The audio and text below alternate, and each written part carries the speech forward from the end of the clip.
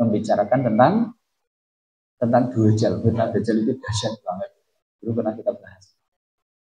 Sehingga fitnah Dajjal itu fitnah yang betul-betul menggoncang mayoritas penduduk bumi. Hanya mungkin orang-orang yang bertahan karena hanya mungkin golongan sedikit. Tapi ketika itu Nabi kemudian mengatakan, ketika para sahabat itu sedang sibuk membicarakan tentang Dajjal, beliau itu langsung kemudian mengatakan, ala ukhbirukum bima huwa ahwaqu alaikum indi minal masiihid Dajjal. Mau enggak nih aku kabarkan kepada kalian suatu perkara yang lebih aku khawatirkan atas kalian dibandingkan dengan fitnah Dajjal. Bukannya fitnah Dajjal itu enteng, bukan. Karena buktinya Nabi ya memerintahkan kita untuk senantiasa berlindung kepada Allah tiap sholat dari fitnah Dajjal. Berarti kan ini memang berat. Tapi ada yang lebih berat lagi daripada itu. Yaitu apa? Qulna ya bala. Apa itu ya Rasulullah? Faqala syirkul khafi. Yaitu syirik yang tersembunyi. Syirik rahasia. Yaitu ayyakuma rajulu yusalli wa yuzazzinu salatahu. Yaitu seorang itu kemudian sholat dengan membaguskan sholatnya lima yara min nadari rajul, dikarenakan dia mengharapkan agar seseorang itu kemudian memperhatikan sholatnya supaya disanjung-sanjung dengan sholatnya. Ria maksudnya. Itu lebih dahsyat daripada fitnah Dajjal. Kenapa? Fitnah Dajjal itu munculnya itu besok pada hari kiamat. Ria itu bisa muncul hari ini. Makanya Nabi mengatakan, ini lebih aku khawatirkan daripada kalian. Kalian gak usah pusing itu dengan fitnah Dajjal. Kan kepada para sahabat itu menenangi kayak gitu. Sudah, gak usah khawatir dengan fitnah Dajjal. Ini ada yang lebih mengkhawatirkan. Aku khawatirkan atas kalian. Kalian siapa? Sahabat. Padahal sahabat gimana? Keimanannya nggak ada amput-amputnya. Ilmunya dekat langsung dengan sumbernya dan seterusnya. Itu saja beliau khawatir terhadap diri mereka dari apalagi kita jauh dari kenabian, jauh daripada ilmu. Keimanan kita mungkin tak seberapa dan seterusnya. Akan lebih mudah lagi terjerumus ke dalam dosa yang sama. Ini kelima, Mas. Akan yang keenam, dia itu mengeraskan hati, menghalangi hidayah. Coba kalau semua amal kita itu hanyalah untuk memperturutkan syahwat kita, syahwat jabatan, syahwat sanjungan dan sebagainya. Ini kan syahwat-syahwat maknawi seperti itu. Hanya hati kita semakin hari semakin seperti orang munafik yang kemarin kita bahas. Maka ayat ini juga sebenarnya berkaitan dengan orang. Orang beramal ria pada hakikatnya itu menipu Allah. Beramal tapi ria itu pada hakikatnya menipu Allah. Yuhadi'una Allah waladina amanu. Mereka hendak menipu Allah. Mereka hendak menipu orang yang beriman. Wa ma yahda'una illa anfusahum wa ma yash'urun. Padahal pada hakikatnya mereka tidaklah menipu kecuali diri mereka sendiri. Sedangkan mereka tidak menyadari. Karena tadi amalnya ternyata bukan murni untuk mencari ridho Allah. Itu sama saja dengan tengah mengelabui Allah. Allah balas. Orang yang seperti itu pasti di dalam hatinya ada penyakit. Fi qulubihim maradun fazadahumullahu maradun. Allah tambah penyakit itu di dalam hatinya. Yaitu apa? Kekerasan batin. Ada orang banyak beramal tapi tidak merembutkan hatinya. Padahal dia banyak sholat, banyak puasa, banyak infak, banyak sedekah. Tapi ternyata hatinya tetap atas, susah dinasehati. Susah kemudian dia itu diajak kepada kebaikan dan seterusnya. Nah dia merasa cukup dengan amal. Nah yang dia kejar itu adalah nilai di hadapan manusia, maka Allah tambah penyakit di dalam hati. Walahum adabun alimum bima kanu yaktubun. Maka baginya ada siksa yang pedih disebabkan mereka berdusta. Kalimat ini mungkin nanti akan lebih jelas di poin yang terakhir nanti kita bahas. Bahwa orang yang beramal dia itu pada hakikatnya menipu Allah. Nanti insya Allah ada hadis yang menjelaskan. Ini yang keenam ya, kaum muslimin. Hanya tadi judulnya saja sudah larangan keras terhadap dia. Yang tujuh, dia itu ternyata hanya melahirkan kehinaan dari orang. Padahal orang dia yang diinginkan apa? Kemuliaan dan sanjungan dan pujian. Tapi justru Allah menetapkan dengan ketetapan yang kebalik. Ujung daripada riya itu kehinaan. Ujung daripada sum'ah itu kehinaan. Coba ini kita baca hadisnya. Man sama an-nasa bi'amalihi. Barang siapa memperdengarkan amal-amalnya sama Allah bihi sami'a qalbihi. Allah pun akan membuat amal-amalnya itu viral, terkenal. Itu kalau memang niatnya kepengen viral, viral. Kan? Dengan kebaikan-kebaikan yang kita miliki, kok kemudian kita kepengen memperdengarkan di hadapan orang banyak, Allah jadikan orang banyak itu mendengar kebaikan-kebaikan kita.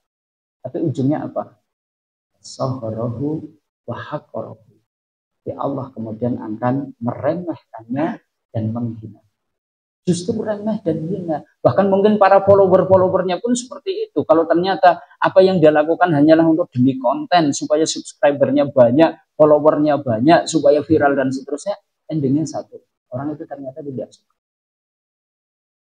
Nah, jiwa manusia itu ketertarikannya itu kepada ketulusan. Jiwa manusia itu ketertarikannya itu sebenarnya kepada keikhlasan. Apa yang dari hati tidak akan sampai kepada hati manusia. Tapi apa yang hanya kepura-puraan, hanya mungkin sekedar konten saja, sudah akan sampai sebatas. Dan hari ini kita itu berada di zaman yang kayaknya orang semuanya itu berbuat baik itu kadang ini konten. Supaya kemudian viral dan seterusnya. Padahal kalau itu kepengennya itu viral dan seterusnya, kayaknya sangat melelahkan. Nah, kita beramal untuk supaya manusia begitu dicela sedikit saja, gimana? Stres, khawatir, takut banget kehilangan pengikut, kehilangan follower. Hari ini kita berada di zaman seperti itu. Karena ternyata itu bisa menjadi keuntungan finansial. Oh, ternyata followernya banyak, yang nonton banyak, atau penggemarnya banyak, nanti dia akan sudah dapat mungkin duit dari YouTube, belum lagi endorse iklan dan seterusnya. Bahkan mungkin Pak Presiden saja kemudian merangkul-rangkul ya, kalau kita followernya banyak itu kan dirangkul supaya jadi buzzernya itu dan seterusnya, itu keuntungan lebih. Gitu. Jadi orang beramal hanya untuk mencari ketenaran dan seterusnya. Padahal nanti ujungnya ini kehinaan dan juga akan diremehkan. Endingnya seperti itu. Ini yang ketujuh, terakhir, yang kedelapan. Nah ini yang paling dasar. Ria penyebab kesengsaraan di akhirat. Hadisnya sudah sering saya bacakan, tapi saya bacakan. Oke ya, riwayat Muslim. Inna awalan nasa yubda yaumal qiyamati alaihi rajulun istisqa. Sesungguhnya manusia pertama yang kelak akan diadili pada hari kiamat itu adalah orang yang mati syahid. Wa utiya bihi fa'arafahu ni'amahu fa'arafaha. Orang ini didatangkan. Kemudian dinampakkan nikmat-nikmat yang pernah dia dapatkan dalam kehidupan dunia. Dia pun bisa mengenalinya, pemberian-pemberian yang sudah Allah kasih kepadanya. Maka ketika itu Allah bertanya kepadanya, "Mama amilka biha?" Dari apa yang sudah aku berikan kepada dulu di dunia, apa amalmu? Kau gunakan untuk apa? Orang itu kemudian menjawab, "Total tu bika hatta istisib." Apa yang kau berikan berupa kegagahan, keperkasaan, keberanian, aku gunakan untuk berperang demi mencari ridhomu sampai saya pun terbunuh. Klaim dia seperti itu. Bahkan mungkin manusia, teman-teman dekatnya pun menganggapnya juga seperti itu. Ternyata Allah melihatnya enggak seperti itu. Sehingga Allah itu kemudian menjawab, "Kadzab, kamu dusta." Dia mengklaim bahwa dulu dia berjuang, dia berperang itu adalah mencari ridho Allah semata dan seterusnya. Allah itu tahu kok. Sesuatu yang tersembunyi di dalam hatinya Allah itu tahu. Maka Allah mendekatkan, "Kadzab, kamu dusta." Ujar-ujarnya Allah itu dihapus. Jadi kan yukhadi'unallaha waladina amanu. Mereka hendak menipu Allah, mereka hendak menipu orang beriman. Orang beriman bisa dihapusi, Pak. Tapi Allah tidak bisa dihapusi. Tahu tuh motif dari amal-amal kita, Allah itu tahu. Makanya Allah lajeng ngendika, "Walakinnaka qatalta li ayyuqala jari'un." Akan tetapi kamu berperang, berjuang tidak lain supaya kamu disebut sebagai sosok yang pemberani, supaya kamu disebut sebagai pahlawan, supaya mendapatkan sanjungan. Fakot gila, dan dulu kamu itu sudah mendapatkan apa yang kamu niatkan itu tadi. Maka summa umiro bihi fasuhita ala wajhihi hatta ulquhu. Kemudian diperintahkan kepadanya. Syarat orang itu di atas wajahnya lemparkan. Padahal orang itu dikenal mati. Urusannya satu, ria gitu loh. Tidak bersihnya niatan dia berperang berjuang itu untuk sekedar mencari ridho Allah semata. Efeknya kesengsaraan di akhirat. Cuma ini tak enggak. Bahkan kemudian disebutkan orang yang kedua ini. Didatangkan lagi rajulun ta'allama al-ilma wa 'allamahu wa qara'a al-Qur'an. Didatangkan orang yang dia itu belajar ilmu, dia kemudian juga mengamalkannya, dia itu kemudian juga bagus bacaan Qur'annya, fa'utiya bihi fa'arafahu ni'amahu fa'arafa. Orang ini didatangkan kemudian dibelajar. Dulu dikasih kecerdasan, pinter, kemudian kamu itu bacaan Qur'annya itu bagus dan seterusnya. Disebutkan kenikmatan. Kemudian ditanya, Mama amil tafiha. Kau gunakan untuk apa? Pemberianku itu tadi untuk. Karena itu kemudian mengatakan, alam tu ilma wa alam tuhu wa qara'tuhu kalqur. Belajar untuk mencari ridho. Aku mengajarkannya untuk mencari ridho. Aku baca Quran untuk mencari ridho. Tapi Allah tahu apa yang ada di dalam hatinya, bahwa ternyata tidak murni untuk mencari keridhaan Allah semata. Sehingga Allah Ta'ala berfirman, kadzabta, kamu bohong, kamu dusta. Walakinnaka ta'alamtul ilma liyuqala alimun. Akan tetapi kamu belajar ilmu karena kamu kepengen disebut sebagai seorang ulama, seorang ustadz, seorang kiai. Ya. Wa qara'tal Qur'an liyuqala huwa qari'un.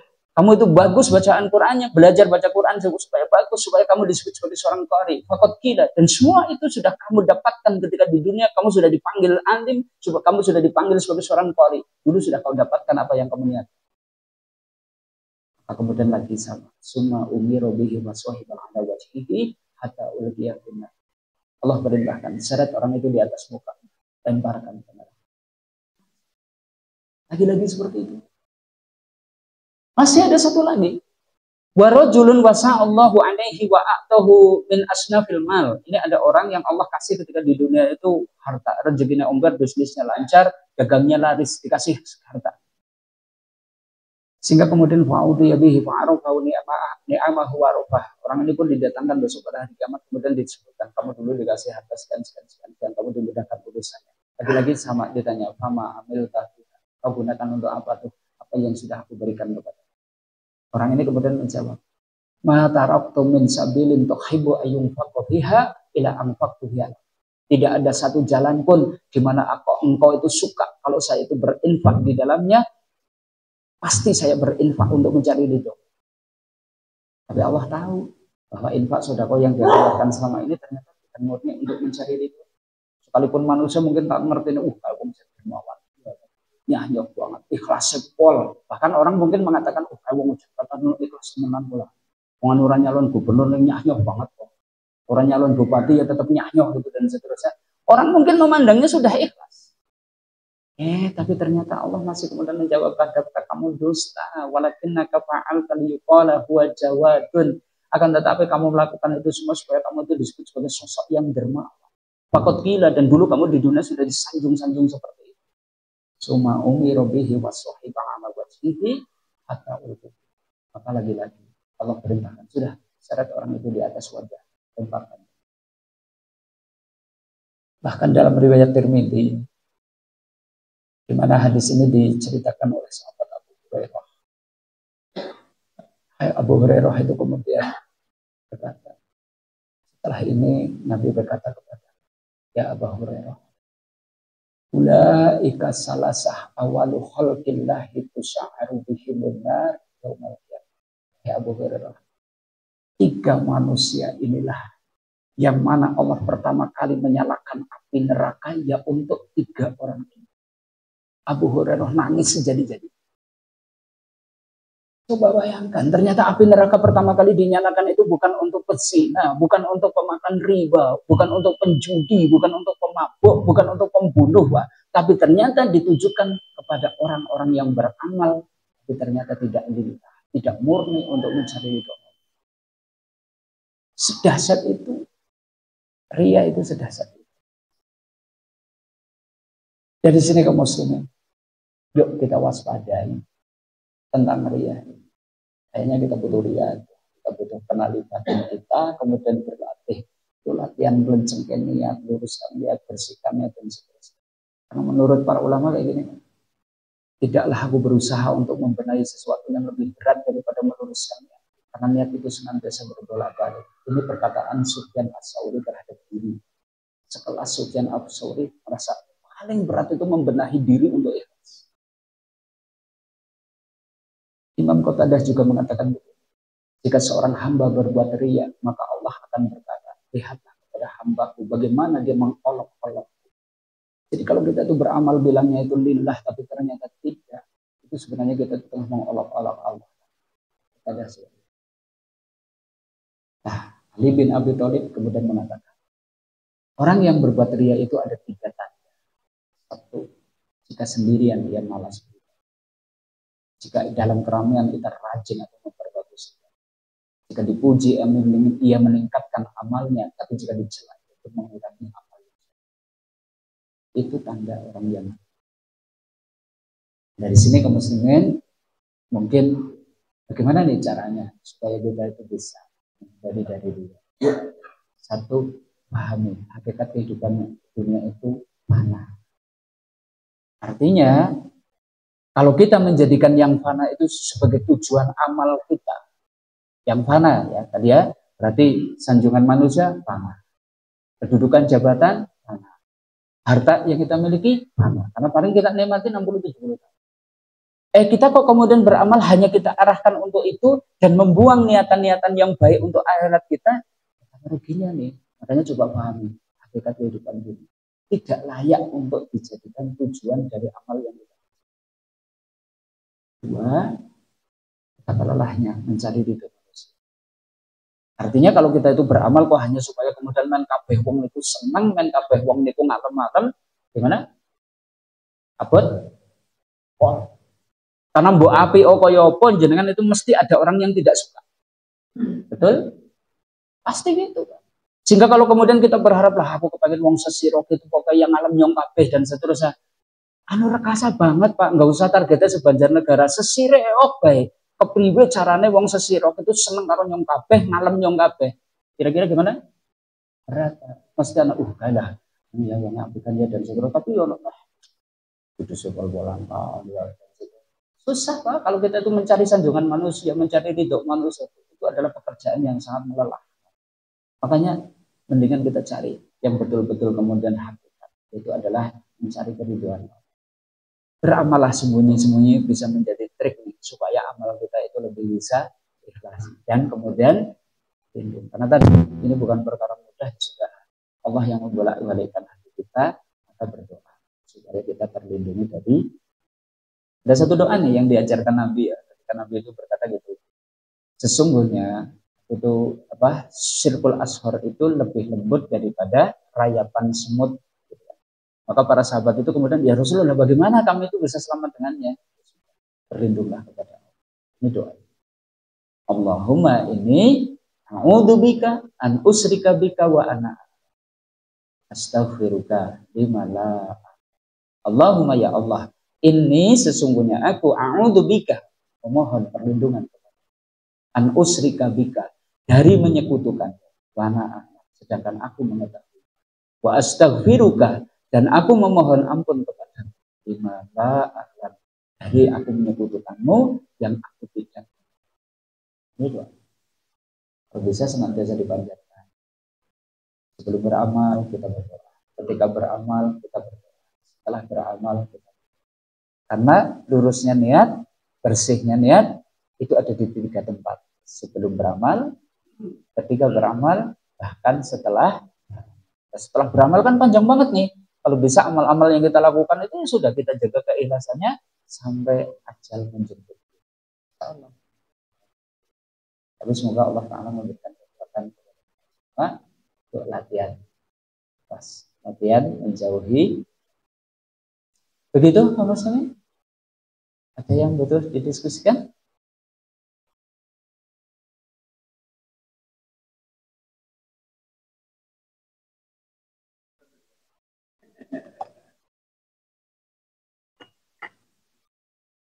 Cukup? Pilih menang lah untuk darah Niria. Mungkin ini dulu kaum muslimin insyaallah semoga menjadi nasihat bagi kita semua.